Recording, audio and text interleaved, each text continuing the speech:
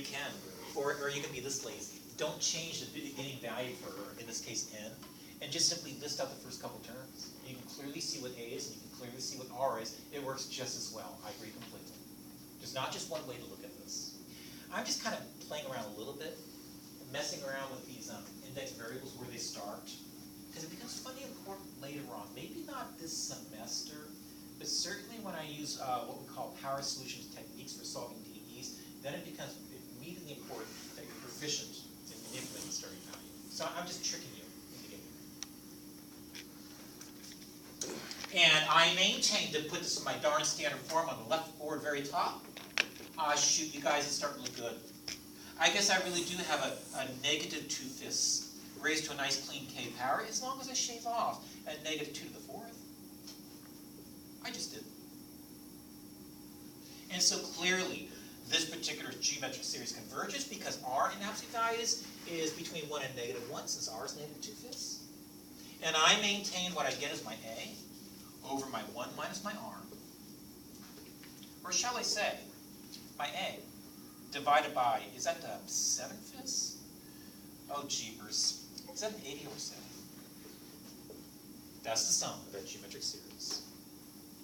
David? Say, hypothetically, a person is not super proficient at building sequences, hypothetically. Yes. And this does not seem super difficult. Yes. Would building a sequence correlate heavily into solving these fancy dealios? It'll kill you in Math 33. It'll come in, oh, good. So yeah, you need to be able to jump those series. You guys, I'm nervous. I'm beating that clock. I want to finish up with one more example, but Sean said something too important. I don't want to wave it down. So I don't know if you heard him, and maybe I'm putting too many words in his mouth. But let me show you a way where you don't have to go through some process of restarting n or k, whatever you want to call it, as 0. Here's a lazy man's way of doing it. Just expand the series. When I plug 1 in for n, let's see what I get. When I plug 1 in for n, I get 16 over 1. But when I plug 2 in for n, I get, do you mind if I don't do it? I think it's the same darn thing. I'm just going to add a factor of negative 2. I'm going to add another factor of 5 downstairs. My next term is, who cares? Because I think the sum of an infinite series that's geometric, if r in absolute values between or is less than 1, is nothing more than my a value, which clearly is 16, over 1 minus my r value, but r is just what I multiply to any term by its predecessor to get the next subsequent term. Clearly it's going to be negative 2/5. But how do you know it's less than 1? How do you know why? The r is less than 1 without actually going through the process. You know, I have to confess, just because this is being increased by some linear expression n, same with down here, I know negative 2/5 is indeed going to be my r. Okay. And do you guys mind if I stop? Get the same number I had before. Just a different way of looking at it. Ooh, example 1. This is example 2. I guess I'm down to my last example. It's example 3. Okay. Forward. I want to go forward. What about this series?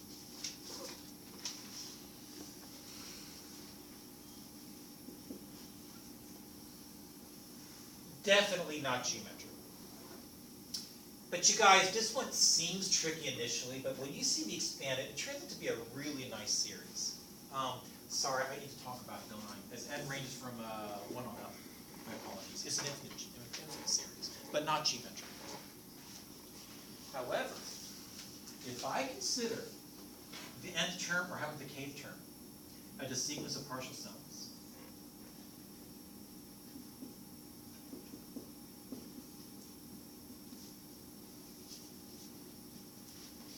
then maybe I can expand this kth term or my sequence of partial sums and see if I can determine whether or not it converges to something as a sequence.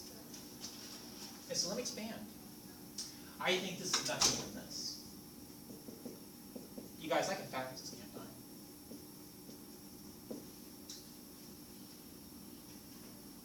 So in expanding, I guess the very first term is what I get when I plug 1 in for n. And when I plug 1 in for n, I get 1 over 1 times 4. Plus the next term, well, let's see, plugging 1 in for n, is that a 1 over 2 plugged in for n is this? Plus, same expression, but plugging 3 in for n. And then 4 for n. All the way down to my very last term, which I think is going to be nothing more than 1 over k times k plus 3. Its predecessor is going to be 1 over 1 less than k times 1 less than k plus 3. I think its predecessor is going to be here. I think its predecessor is going to be here.